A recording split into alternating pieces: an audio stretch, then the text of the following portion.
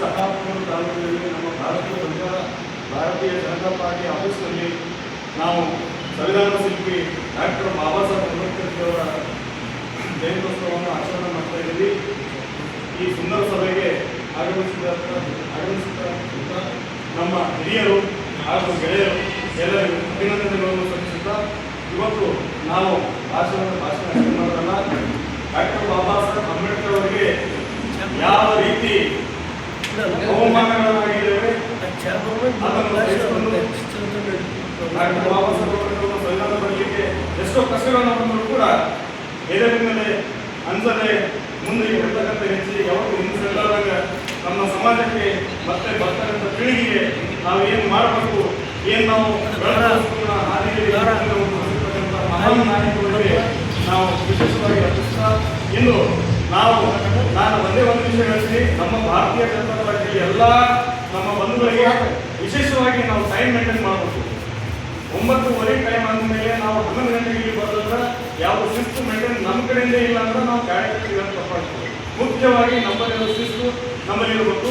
ನಾವು ಯಾವುದೇ ಟೈಮ್ ನಾವು ಕೊಟ್ಟಿರೋ ಆ ಟೈಮ್ ನಾವು ಇಲ್ಲಿ ಹಾಜರಾಗಿ ನಾವು ಜಯಂತ್ಯೋತ್ಸವವನ್ನು ಆಚರಣೆ ಮಾಡಬೇಕು. ಮತ್ತೆ ಬಾಬಾ ಸಾಹೇಬ್ ಅಂಬೇಡ್ಕರ್ ಅವರಿಗೆ ಯಾವ ರೀತಿ ಇದೇ ಭ್ರಷ್ಟ ಕಾಂಗ್ರೆಸ್ ಸರ್ಕಾರ ಹಿಂಗೆ ಅವಮಾನ ಮಾಡಿದರೆ ಅದು ತಪ್ಪು. ನಾನು 2 ವಿಷಯದಲ್ಲಿ ತಿಳಿಸ್ಕೊಡ್ತೀನಿ. ಏನಪ್ಪಾ ಅಂದ್ರೆ ಬಾಬಾ ಸಾಹೇಬ್ ಅಂಬೇಡ್ಕರ್ ಲೈಬ್ರರಿಗೆ ಕೇಳ್ತಾರೆ. ಆ ಟೈಮಲ್ಲಿ ಜವಾಹರ್ಲಾಲ್ ನೆಹರು ಅವರು ಪ್ರಧಾನಮಂತ್ರಿಗಳಿರ್ತಾರ. ಆ ಟೈಮಲ್ಲಿ ಎಲ್ಲ ಲೈಬ್ರರಿ ಬುಕ್ಗಳನ್ನು ರಿಲೀಸ್ ಮಾಡಲಿಕ್ಕೆ ಅವ್ರ ರೊಕ್ಕ ಇರಲಿಲ್ಲ, ಐಶ್ವರ್ಯ ಮಾಡಲಿಕ್ಕೆ ರೊಕ್ಕಗಳಿರುತ್ತೆ. ಮತ್ತೆ ಯಾವುದಾದ್ರು ನಮ್ಮ ಡಾಕ್ಟರ್ ಬಾಬಾ ಸಾಹೇಬ್ ಅಂಬೇಡ್ಕರ್ ಹೇಳಿದ್ದಾರೆ, ನಾನು ಹುಟ್ಟಿದ್ದು ದಲಿತರಲ್ಲಿ, ಅದು ಸ್ವಯಂ ದಲಿತರಲ್ಲಿ ಅಲ್ಲ ಅಂತ ಹೇಳಿದ್ದಾರೆ. ಯಾಕೆ ನಮ್ಮಲ್ಲಿ ಆ ಒಂದು ಒಗ್ಗಟ್ಟಿನ ಗುಣಗಳಿಲ್ಲ ಇಲ್ಲದ ಕಾರಣಕ್ಕಾಗಿ ಡಾಕ್ಟರ್ ಬಾಬಾ ಸಾಹೇಬ್ ಅಂಬೇಡ್ಕರ್ ಅವರು ನಾನು ಹುಟ್ಟಿದ ದಲಿತರಲ್ಲಿ ಯಾರು ಸ್ವಯಂ ದಲಿತರಲ್ಲಿ ಹೇಳ್ತಾರೆ.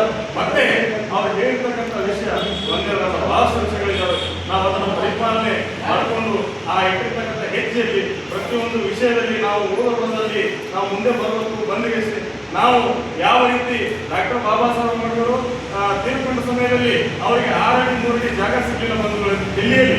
ಆ ಹೊತ್ತಿನಲ್ಲಿ ಜವಾಹರ್ಲಾಲ್ ನೆಹರು ಸರ್ಕಾರ, ಇಂದಿರಾ ಗಾಂಧಿ ಸರ್ಕಾರ ಇದ್ದರೂ ಕೂಡ ಒಬ್ಬ ಸಂವಿಧಾನ ಶಿಲ್ಪಿ ಮಹಾನ್ ನಾಯಕ ಅವರಿಗೆ ದೆಹಲಿಯಲ್ಲಿ ಜಾಗ ಸಿಗಲಿಲ್ಲ. ಆದರೆ ನಮ್ಮ ದಲಿತರು ಮತ್ತೆ ಅದೇ ಚೀಲವನ್ನು ಹಿಡ್ಕೊಂಡು ಹೋಗುವಂತ ಕೆಲಸ ಮಾಡ್ತಾ ಇದ್ದೀವಿ. ನಮ್ಮ ಬಾಬಾ ಸಾಹೇಬ್ ಅಂಬೇಡ್ಕರ್ಗೆ ಅವಮಾನ ಮಾಡಿರ್ತಕ್ಕಂಥ ಯಾವುದಾದ್ರೂ ಪಾರ್ಟಿ ಇದ್ರೆ ಇದು ಭ್ರಷ್ಟ ಕಾಂಗ್ರೆಸ್ ಪಾರ್ಟಿ ಅಂತ ನೇರವಾಗಿ ಈ ವೇದಿಕೆ ಮುಖಾಂತರ ಹೇಳಿದ್ದಾರೆ.